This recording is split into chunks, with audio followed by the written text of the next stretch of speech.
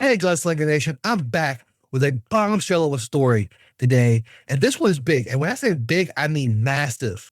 Because for years, gamers have been screaming about corruption in gaming journalism, the media's war on gaming, and how Gamergate wasn't some big bad harassment campaign, but actually about ethics in journalism. Well, guess what?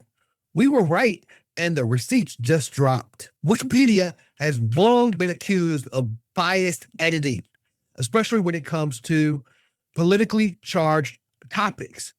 Gamergate was never about harassment. It was about exposing corruption in gaming journalism. But the media twisted the narrative to serve their agenda.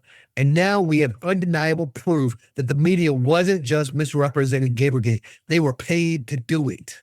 A tweet by Grums blew the lid off of something massive. USAID, a government agency, was funneling taxpayer money into Politico, which just so happens to be one of the most vocal outlets pushing the Gamergate is harassment narrative. Coincidence? I don't think so. The new scandal has just been uncovered that directly ties the U.S. government funding to media outlets that smeared gamers for years. Politico, a notoriously left-leaning propaganda outlet, got $8 million from USAID. That's right, your tax dollars. And what did they do with it? Pushed a narrative that Gamergate was a harassment campaign while conveniently ignoring the massive corruption in gaming media.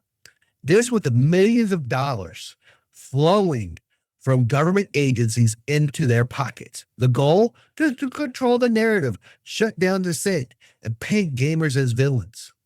Anita Sarkeesian, I know I butchered her last name, I apologize, so-called nonprofit got over $235,000 in funding.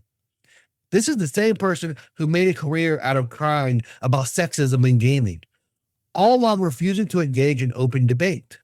Now we see she was getting money from somewhere. Well, why was this necessary? Oh, and get this. Yeah, they pocketed over $235,000. Nothing to see here, folks. Just another totally organic gaming movement being propped up by an external funding.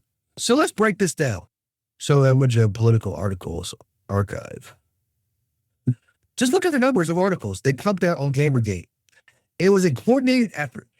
They needed to control the story, demonize gamers, and push an agenda. But now we know they weren't doing it out of pure journalistic integrity. They were being paid. So where did all this start? It kicked off when Grums, a well-known figure in gaming, shared some explosive findings on Vex. He highlighted a post by Anar Seldane, I hope I said that right, who uncovered that Politico had been receiving millions of dollars in government funding while pushing anti-Gamergate hit pieces. I mean, you can't make this stuff up. A quick search of Politico's archive show at least 22 articles pushing the same narrative. Gamergate was a harassment campaign. Gamers are toxic. We need more diversity in gaming. The whole "we've seen this before" routine.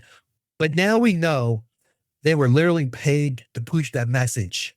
Paid by the U.S. government. And this isn't just about video games. This is about them using our taxpayer dollars to fund politically motivated media campaigns against gamers. The same mainstream media that screeched about misinformation and disinformation turned out to be on the payroll. So how can we take anything they say seriously when they're being paid by the government to push an agenda? And then we're finding that they're being paid by the government to tell these stories. Interesting. Now we see why over the last few weeks, all of the Democrats, all of these people in government are crying and throwing their fit because they don't want USAID to be audited, because they know what they're doing is messed up and they know that it's wrong. So upon coming out here to the briefing room, I was made aware of the funding from USAID to media outlets, including Politico, who I know has a seat in this room. And I can confirm that the more than $8 million taxpayer dollars that have gone to essentially subsidizing subscriptions to Politico on the American taxpayers' dime will no longer be happening. The DOGE team is working on canceling those payments now.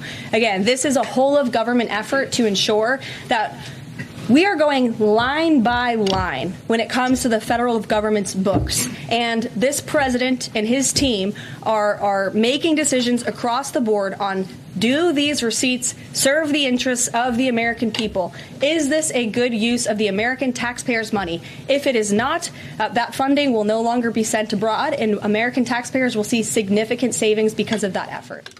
And holy crap, you don't see moments like this often. Direct confrontation. She called out Politico by name and let them know the money spigot is officially off. This is the first real financial consequence for propaganda they've been pushing for years. And when I say years, I mean Gamergate has been going on since 2014. It has been going on for at least a decade. That is crazy. So what happens when something like this gets exposed? The Trump administration steps in during a White House press briefing. Press Secretary Caroline Levitt, I don't know how to say that, called out Politico directly.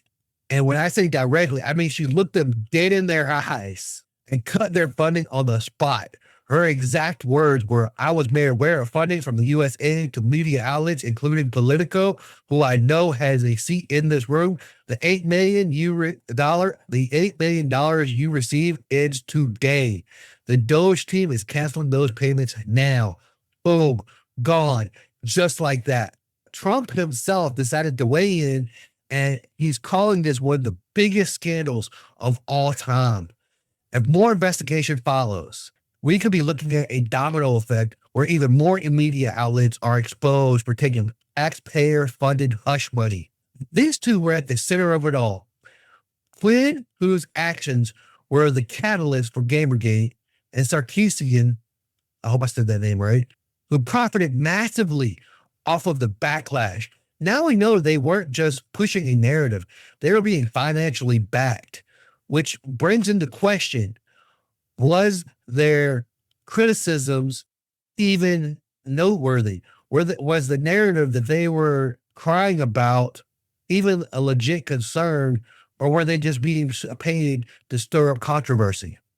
And this sums it up. 10 years of gaslighting gamers. They called us toxic, misogynist, alt-right, extremist. But in the end, we were right. And now the world is starting to see the truth. With taxpayer funding gone, this might be the beginning of the end for the woke propaganda in gaming. So I've got to ask, what do y'all think about this? It's crazy, right? Let me know your thoughts in the comments. I would love to hear your thoughts. And I'm gonna leave it there for today, y'all. I appreciate y'all tuning in. And just remember to keep your eyes sharp and your aim true. I'll see y'all next time.